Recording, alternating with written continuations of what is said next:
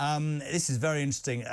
Loving to have her on. Sarah Robinson, royal commentator. Sarah, good morning.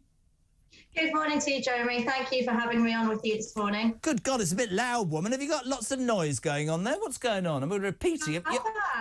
Oh, I'm sorry. I hope it's not loud. Maybe that's just me. I'm from the northeast, so we're a little bit louder up there than the rest of the population. Are you in the northeast now?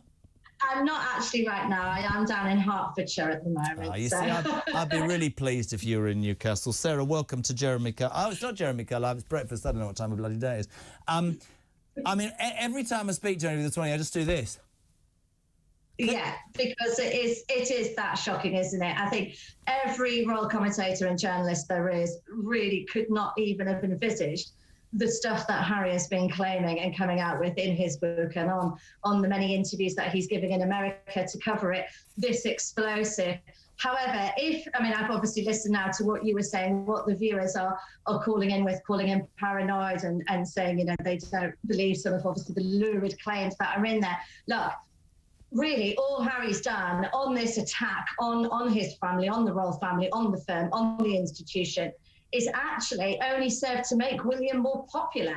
It's not detracted from William. I think most people are feeling actual sympathy for William, that he's having to deal with his errant younger brother, who is just literally throwing all of the bathwater out with the toys from the bath. You know, he's having this huge childish outburst tantrum to try and bring his brother down, try and bring his father, the king, down.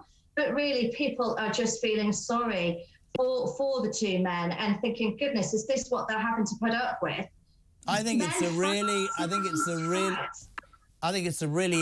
what's that noise? I think it's a really interesting angle, actually, because I think a lot of people this morning have talked about should they be stripped and, you know, the virginity in the comments. But actually, when we talk about keeping quiet, when we talk about the royal family's age-old approach, which is we're not lowering ourselves to your level, you're right. Maybe public opinion is hardening and will harden. I mean, I thought that the royals took a real blip after Her late Majesty's funeral. You know, they rose and Charles has done what Charles has done.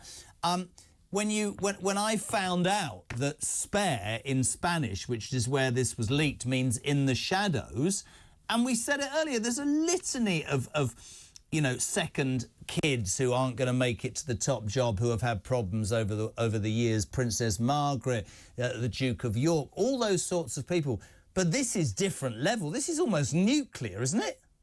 It is nuclear, yes, and it's interesting you draw the comparison with Princess Margaret, who, when she wasn't able to marry Captain Peter Townsend, the love of her life, she could have maybe gone off the rails. And I think privately, Margaret, you know, was known for a bit of a party animal, wasn't she? She liked going out and she liked her gin and what have you. And she had gin and Dubonnet.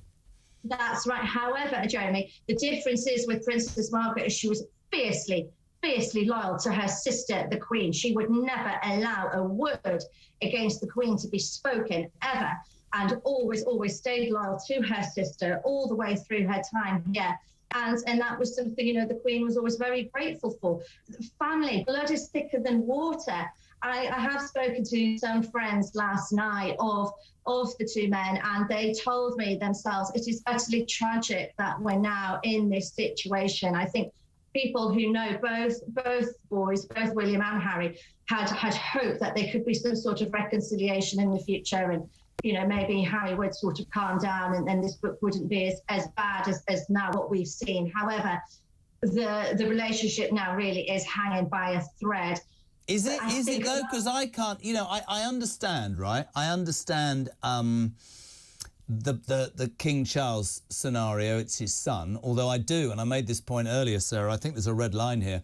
He's proven over the years that if you slag Camilla off, or you're not, you know, anybody that's made it difficult for him to be with the Queen Consort, and Harry said, you know, I begged him not to marry that wicked stepmother. Of course, there'll be right and wrong on both sides.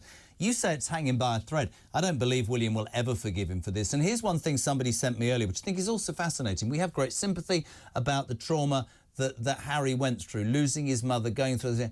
William did as well, by the way. And like his wife and like the Queen Consort, he's kept his nose down, and duty is more important than. And I just think it's for me the whole problem with the whole Harry and Meghan thing is, and people get really angry when I say this. I don't trust them. I don't believe what they say. After that Oprah interview, you know, everybody made a mockery of that Netflix trailer, and when we said, you know, when they said we were surrounded by paparazzi, turned out to be the crowd of photographers at Katie Price's court case in Crawley, for Christ's sake. When you make those sorts of inaccurate promises, you know, we got married 4 days before. No, you didn't, said the Archbishop of Canterbury. You're lying again. When you do that, your authenticity goes out the window, and people will not believe it. And I'm sorry, but I think the majority of people, right? Oh, look at this. Oh, this is interesting. I'll read in a minute. I think people are just like, I don't know what to believe, but I don't believe anything that you say. I agree with you there, Jeremy. Yes, I mean, we have seen the Sussexes time and time again have been proven to be telling fibs. Half of what they say is not true at all. It's not accurate, and there's no truth in it. And I think there is exaggerations in this book, and there's also some things that Harry's hidden.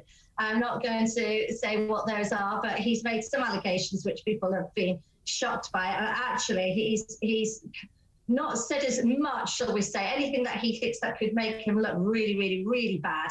He's sort of tried to sort of gloss over as to, you know, teenage jinx, sort of high jinx, things when he was at school and when he was younger. But, well, you know, us royal correspondents know a lot more, shall we say, but I'm not going to say that on air today because I don't want to Let me put one more thing to you, sir. I've got 30 seconds. This from Jason, who says, come on, bullying apparently is such an appalling thing. These days, everybody is getting called out for it, yet the entire media seem to be able to bully Harry and Meghan. Why? Is that the case? What would your answer be as a royal commentator? Well, it's not the case, is it? Harry's using the media. Come on, wake up.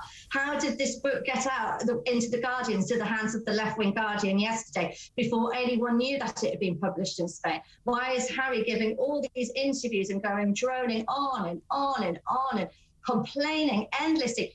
I don't see the royal family, you know, coming to us and saying, we want to have our say. They're not doing that.